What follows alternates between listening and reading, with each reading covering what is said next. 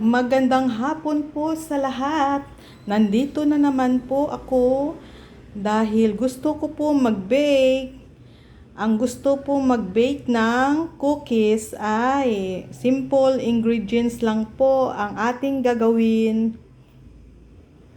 Stay put at manood lang po at makinig kung gusto nyo masarap ang inyong cookies. Oatmeal chips cookies ang gagawin po natin. 1 and 1/2 cup of brown sugar, 1 cups of butter or margarine, 1 teaspoon vanilla, 2 eggs, 2 cups quick cooking oats, 1 and 1/2 gold purpose flour, gold medal or any flour, basta 1 and 1/2 cups. Then 1/4 teaspoon of salt. Kung gusto nyo pong lagyan ng chocolate chips or any chocolate flavor, pwede din po, at pwede din po ang nuts. Ngayon, haluin po natin ito.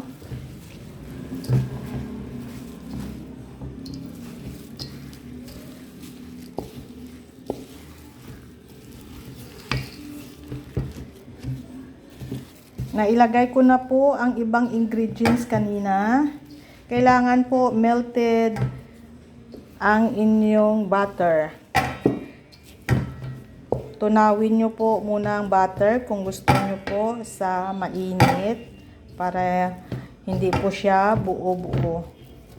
Ngayon po ay nag-food processor po ako.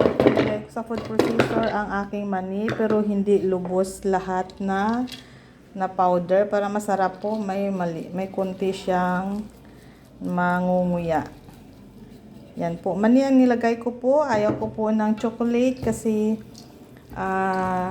bawas-bawas po tayo ng fat. Kaya ayun, halo-haluin lang po natin. Nasabi ko na po ang ingredients. Simply lang po ang ating ingredients. Pag hindi nyo po na-catch up, ulit-ulitin nyo na lang po ang ating video. At ito na po, nahalo na po natin ng konti. Ngayon po ay gagawa muna tayo ng maliit na cookies. Mamaya ay malaki na sa pangalawang salang. Kasi ang gagamitin ko po ay air fryer. Kung ang air fryer nyo, pwede pong makabake po kayo sa air fryer, pwede din po. Kasi po yung oven ko, hindi po siya even ang pagkakaluto. Kaya dito po ako sa air fryer maglalagay. Yan. Sinukat ko po siya sa scoop ng ice cream.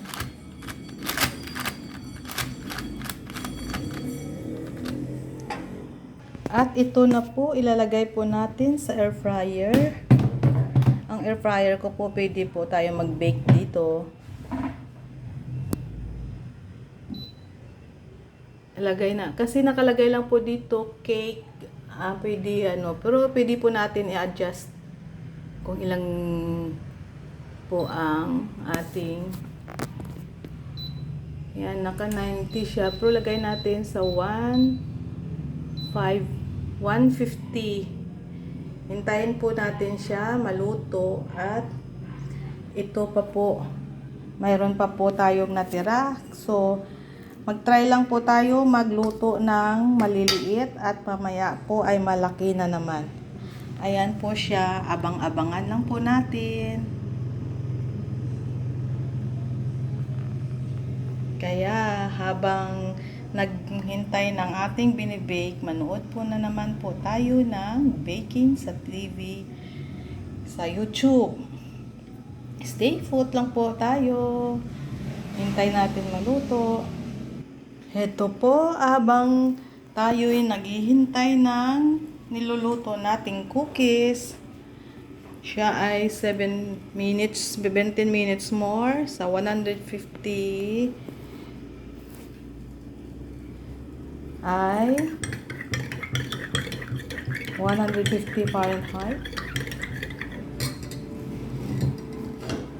Iinom po tayo ng what's that? Amazing Pure Organic Barley before meal. Anytime po, pwede kayo uminom ng Amazing Pure Organic Barley.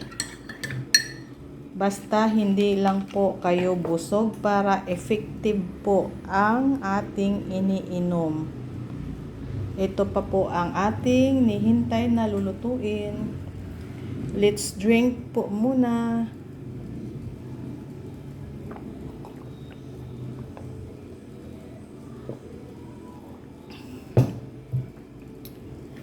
Malapit na po, 16 minutes more. Ito na po ang una nating niluto, ang ating cookies.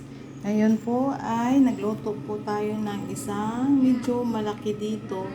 Kaya stay na lang po tayo konti at hintayin na natin at mayroon pa pong more na lulutuin.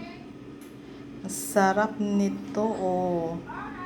Diba? Palamigin po muna natin dahil mainit bago tikman. Ngayon po ay pinatong na naman natin ang maliit na oven para ma-bake po natin ang iba dito kasi matagal po matapos doon sa air fryer, kaya dito po tayo mag-bake ng iba. Yan. Wish ko lang po someday magkaroon din po ako ng oven na mas malaki dito. Yung makakapagluto ka ng cake na malapad. Tapos gagawin mong roll. I-roll mo yung pahaba na cake. Gusto ko po magkaroon ng oven na malaki someday. Thank you, Lord. Wish you well. Last na lang po itong binibake natin. Ayun po, last na po. Ito po ang naluto natin. Ito po yung naluto sa air fryer. Ito po ang naluto sa oven na maliit. At ito na po ang ating mga finished product. Ito po luto sa oven. Ito luto po sa air fryer. Ayan. At ito din po sa air fryer. Ayan. Ayan po, air fryer yan. Dalawang malaki at saka ito sa oven. Kaya hindi siya even ang pagkakaluto dahil maliit ang oven. Yan.